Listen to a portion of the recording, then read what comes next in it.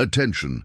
You are about to know one of the most surprising and impressive stories of the Second World War, a deep study of the most recent documentation discovered. Before we begin, tell us in the comments where you're watching from and what time it is. And if you like stories like this, subscribe to the channel for more daily documentaries. Ready? Now turn up the volume and let's begin. The document that wasn't supposed to exist begins in the scorching heat of the North African desert in the summer of 1943. The Italian High Command had no idea what was coming. No one did. What occurred over the next several months would shock military observers worldwide and challenge deeply held notions about race, combat effectiveness, and the very nature of warfare in the 20th century. Major General Edward Almond stood before the assembled men of the 92nd Infantry Division at Fort Huachuca, Arizona. The all-black unit bore the nickname Buffalo Soldiers, carrying forward the proud tradition of African-American cavalry regiments from the 19th century. After months of rigorous training, these men were about to ship out to the Mediterranean theater. But even at this final moment, many of these soldiers wondered if they would ever see actual combat. For 2 years, the Buffalo Soldiers had trained relentlessly, while white units with far less preparation had been deployed overseas. The message seemed clear: America might need black bodies for this war, but it did not trust black men to fight it. That perception was about to dramatically change on the sun-baked battlefields of North Africa. Colonel William Armstrong, intelligence officer with the 9th Allied Command, carefully unsealed the document that had been hand-delivered from Washington. The report bore the signature of General George Marshall himself. The war in North Africa had reached a critical juncture.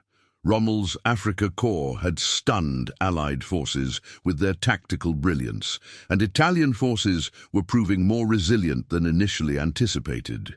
Allied casualties were mounting, and a bold new strategy was needed. Armstrong read the final paragraph twice, making sure he had understood correctly. The 92nd Infantry Division would be deployed to a 60-mile stretch of desert front line that had previously stymied 3 separate Allied offensives. The Buffalo Soldiers would engage directly with the Italian 10th Army and elements of the Africa Corps. Armstrong closed the folder and murmured to himself, "They're sending these men into the teeth of the Italian defense. They're either setting them up to fail or—" He didn't finish the thought. No one in Allied command could have predicted what would happen next.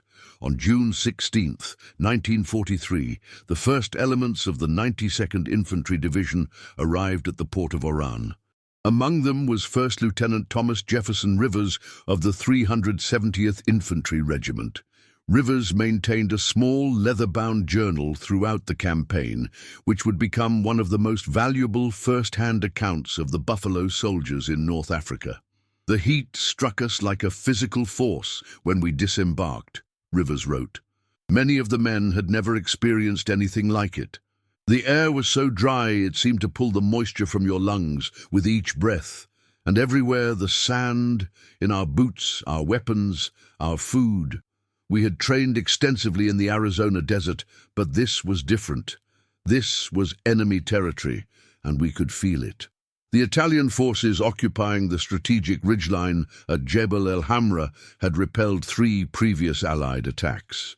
Commanded by Colonel Guido Bellini, the Italian position included extensive artillery emplacements, overlapping fields of fire, and natural defensive advantages that made frontal assaults suicidal. Intelligence reports indicated that Bellini had boasted to his officers that no American force could dislodge them from their position. What the intelligence report failed to mention was a particular racial epithet Bellini had added regarding the black troops he would soon face. According to captured documents discovered years later, the Italian command had received reports about the deployment of the Buffalo Soldiers, but dismissed them as American propaganda. "They would never send these troops to fight us directly," Bellini wrote in a communiqué to his superiors in Rome. "If they do, it will be their greatest mistake." Captain Harold Montgomery, a white officer attached to the 366th Infantry Regiment, would later recall the atmosphere at headquarters the night before the first engagement. There was tension, of course. There always is before combat. But there was something else too. These men knew they were fighting two wars at once. They were fighting the Italians and Germans in front of them, but they were also fighting centuries of prejudice behind them. Every single man understood that whatever happened on that battlefield would reflect on all Negro soldiers, past and future. At 0400 hours on June 28, 1943, the Buffalo Soldiers launched their first major offensive action against the Italian positions. What followed would be documented in classified battle assessments that remained hidden for decades. The 370th and 366th Infantry Regiments executed a complex pincer movement that had been deemed too sophisticated for the unit during planning stages. Under the cover of pre-dawn darkness, the men advanced with extraordinary discipline. Italian forward observers failed to detect the movement until the Buffalo Soldiers had already infiltrated their outer defensive perimeter. Italian artillery opened up with a thunderous barrage, illuminating the desert battlefield with flashes of hellish light. The sandy terrain that had been deemed impassable by Allied planners proved no obstacle to soldiers who had trained extensively in similar conditions. The Buffalo Soldiers advanced steadily, utilizing terrain features and demonstrating fieldcraft that stunned their own commanding officers. Colonel Michael Richardson, a liaison officer with British 8th Army, observed the battle from a forward command post. His after-action report, finally declassified in 1968, contained a remarkable assessment.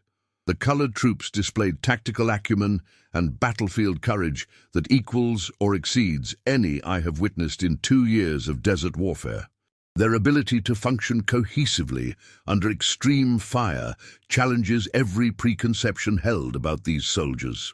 By mid-morning, elements of the 370th had breached the main Italian defensive line and were engaged in fierce close-quarters combat.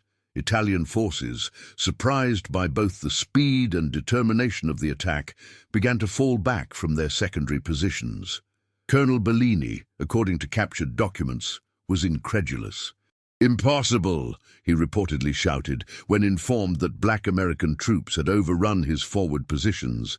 "Check again. These cannot be the same men we were told about." But they were indeed the Buffalo Soldiers, and they were rewriting military history with every yard of desert they claimed. By nightfall, the Buffalo Soldiers had secured the entirety of the Jebel el Hamra ridgeline and captured over 600 Italian troops, including several high-ranking officers. The strategic position that had withstood multiple Allied assaults had fallen in less than 18 hours to the men of the 92nd Infantry Division. Lieutenant Rivers' journal entry from that evening captured the significance of what had occurred. "The men are exhausted, but there is a fire in their eyes I've never seen before. They know what they've done today." An Italian major I processed kept staring at our men in disbelief. When I asked him what was wrong, he simply shook his head and said, "We were told these men could not fight like this." I wanted to tell him that we've been fighting like this since this country was born, but some truths are better demonstrated than spoken. The success at Jebel el Hamra was only the beginning. Over the next 6 weeks, the Buffalo Soldiers would spearhead some of the most daring and successful operations of the North African campaign, consistently outperforming expectations and challenging racial assumptions that had dominated military thinking. On July 11th, elements of the 92nd engaged Italian forces at the Wadi al-Ahmar, a dry riverbed that had been transformed into a formidable defensive position. Intelligence had suggested this would be a multi-day battle with significant casualties. The Buffalo Soldiers secured it in 7 hours with minimal losses, using innovative night infiltration tactics that caught the defenders completely unprepared.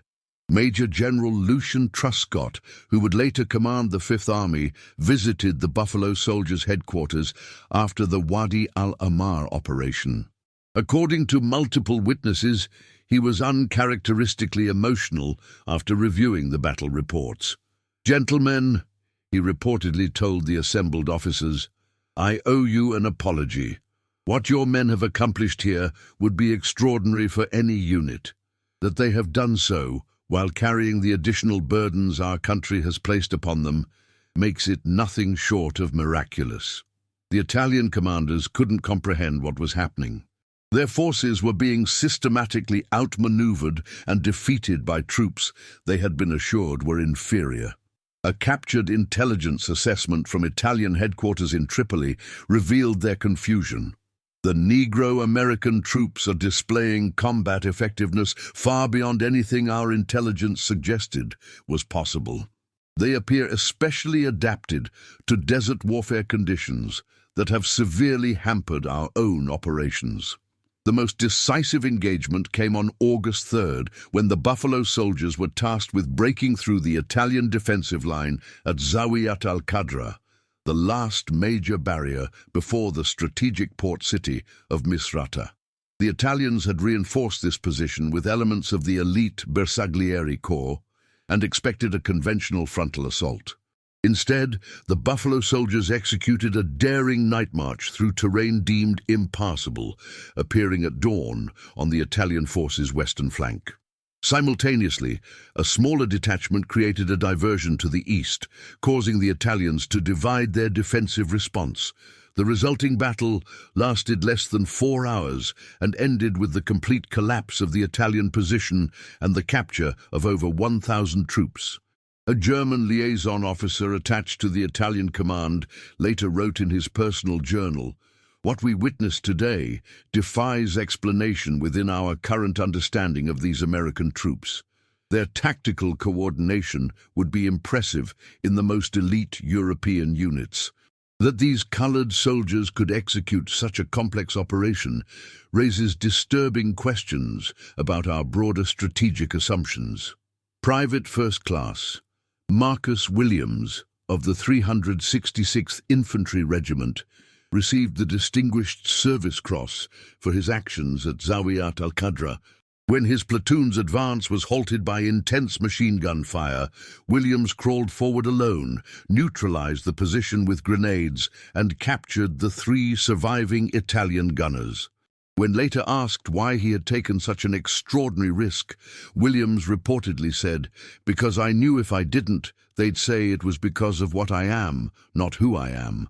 By mid-August 1943, the Buffalo Soldiers had advanced over 80 miles of contested desert terrain, captured approximately 3,500 prisoners, and secured 3 strategic positions previously deemed essential to Italian control of the region.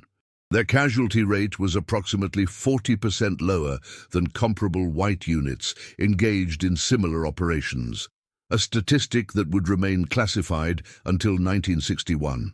The success of the Buffalo Soldiers created an uncomfortable dilemma for the Allied High Command. These men had proven themselves to be exceptional combat soldiers, contradicting deeply entrenched racial assumptions. Yet acknowledging this success threatened the very foundation of the segregated military structure and, by extension, the racial hierarchy of American society itself. The solution, as documented in recently declassified memoranda, was to begin quietly reassigning elements of the 92nd Division to the Italian campaign, where their achievements could be more easily absorbed into broader narratives about Allied advances. By September 1943, the bulk of the division had been transferred to the Italian mainland, where they would continue to serve with distinction but with far less strategic independence. Before this transition, however, an extraordinary meeting took place that would remain secret for decades. On August 25, 1943, General Dwight D. Eisenhower made an unannounced visit to the Buffalo Soldiers' headquarters. According to 3 separate accounts from officers present, Eisenhower spoke candidly about what he had witnessed. "What you gentlemen have accomplished here will change the future of our military, whether everyone recognizes that now or not," he reportedly said. "You've not just defeated the enemy, You've defeated something far more pernicious, the notion that a man's capability is determined by the color of his skin rather than the content of his character. Major William Jenkins, one of only 5 black officers to achieve field-grade rank in the division, recorded Eisenhower's visit in his personal papers, adding, "We understood what was happening. Our success had become inconvenient. We had proven too much, too decisively, too undeniably. Now we would be split up, our achievement diluted and eventually forgotten, but we knew what we had done, and no one could take that from us." The Italian High Command conducted its own assessment of what had transpired in North Africa. A comprehensive report prepared for Mussolini in September 1943 acknowledged the extraordinary effectiveness of the Buffalo Soldiers, while attempting to find explanations that preserved existing racial theories.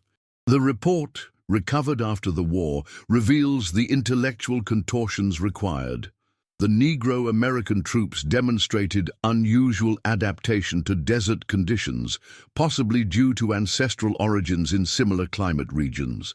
Their success should be viewed as environmental suitability rather than inherent martial quality. Nevertheless, future engagements with such troops should account for their unexpected capabilities in specific terrain conditions. This explanation satisfied no one who had actually faced the Buffalo Soldiers in combat. Colonel Bellini, now a prisoner of war, was more direct in his debriefing. "They broke us because they were better trained, better led, better motivated. We did not lose to their skin color. We lost to their skill as soldiers. Anyone who tells you differently was not there." As the Buffalo Soldiers were gradually reassigned to Italy, a systematic effort began to minimize and eventually obscure their achievements in North Africa. Combat reports were classified, unit citations were delayed or reduced, and public announcements focused on the broader Allied advance rather than specific unit contributions. Sergeant Major William Devane, who served with the 370th from North Africa through the end of the war, would later reflect, "We knew what was happening. They couldn't deny us the victory, but they could deny us the recognition. That's how it had always been, but something had changed in us during those desert battles. We had seen what we could do when given the chance. And once you've seen that, really seen it, nobody can ever take it away from you. Help us spread this story to more people. Like the video, comment if you already knew about this case, and subscribe to the channel." Now, we return to the point where everything changed. The decades after the war saw a slow but inexorable process of historical reconciliation. Classified documents began to emerge through Freedom of Information requests. Veterans of the 92nd, now aging but still determined, pushed for recognition of their service. Historians began to piece together the extraordinary story of the Buffalo Soldiers in North Africa, a story that had been deliberately obscured.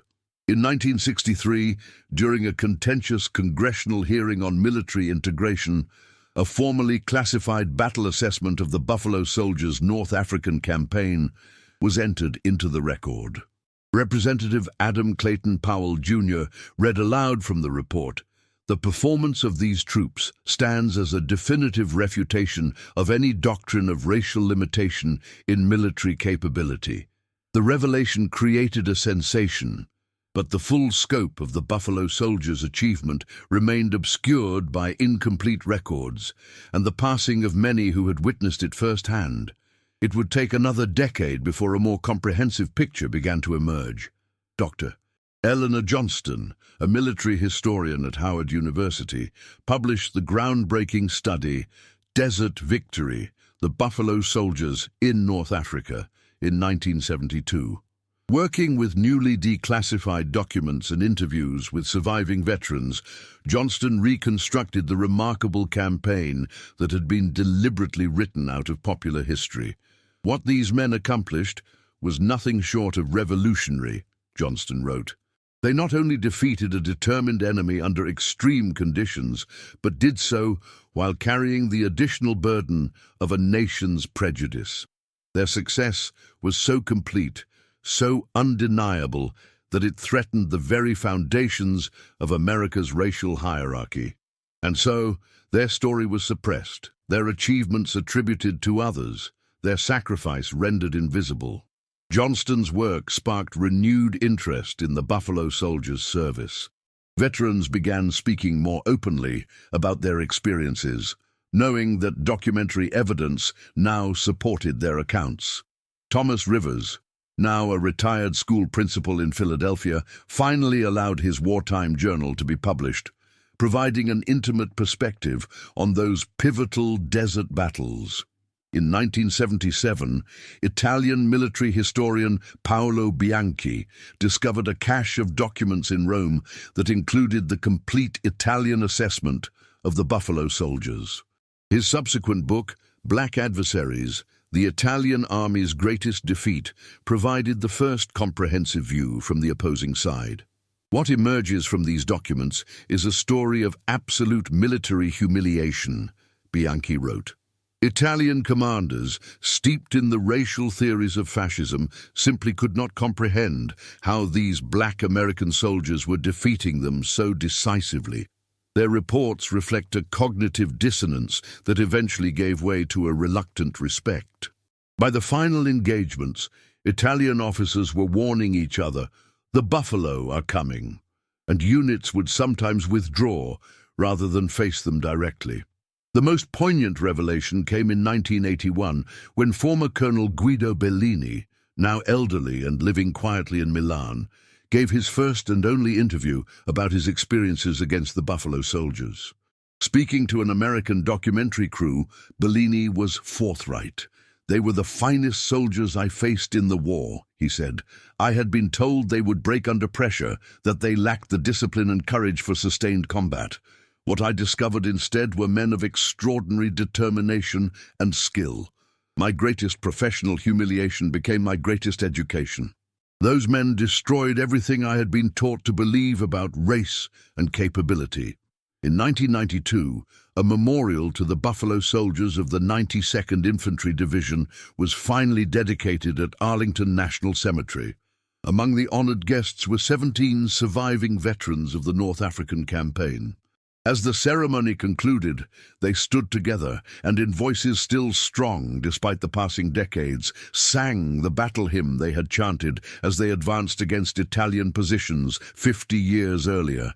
"Buffalo soldiers, fearless and bold. Our story forever will be told. From Africa's sands to Italy's shore, the buffalo charge forevermore." For William Devane, now 91, and one of the last surviving Buffalo Soldiers from the North African campaign, the memorial represented a bittersweet victory. "Most of my brothers didn't live to see this day," he told reporters. "They didn't get to see America finally acknowledge what we did out there in that desert. But we always knew. Even when they tried to erase us from history, we knew what we had done. And now, finally, everyone else will know too." The document that wasn't supposed to exist, the comprehensive assessment of the Buffalo Soldiers' North African campaign, now resides in the National Archives, accessible to any who wish to learn this long-suppressed chapter of American military history. Its final paragraph, written by an unnamed intelligence officer in September 1943, stands as perhaps the most fitting epitaph for these remarkable men. When future generations ask what American courage looks like, they would do well to study the men of the 92nd Division in the summer of 1943. Facing both an entrenched enemy before them and a system of prejudice behind them, they advanced without hesitation, fought without restraint, and won without qualification. In doing so, they did not merely secure tactical objectives, they staked an irrefutable claim to the full rights of citizenship that no just nation could deny. History may attempt to forget them, but history would be wrong. Today, as we reconsider the complex legacies of World War II, the story of the Buffalo Soldiers in North Africa stands as a powerful reminder of both institutional racism's pernicious influence and the extraordinary men who fought against it with quiet dignity and undeniable skill. Their battles were fought not just against foreign enemies, but against domestic prejudice, and their victories should be celebrated on both fronts. The voices of those Buffalo Soldiers continue to echo across the decades, telling a story of excellence that transcended the limitations imposed by society. Their legacy lives on, not just in military history, but in the broader American journey toward fulfilling its founding promise of equality for all.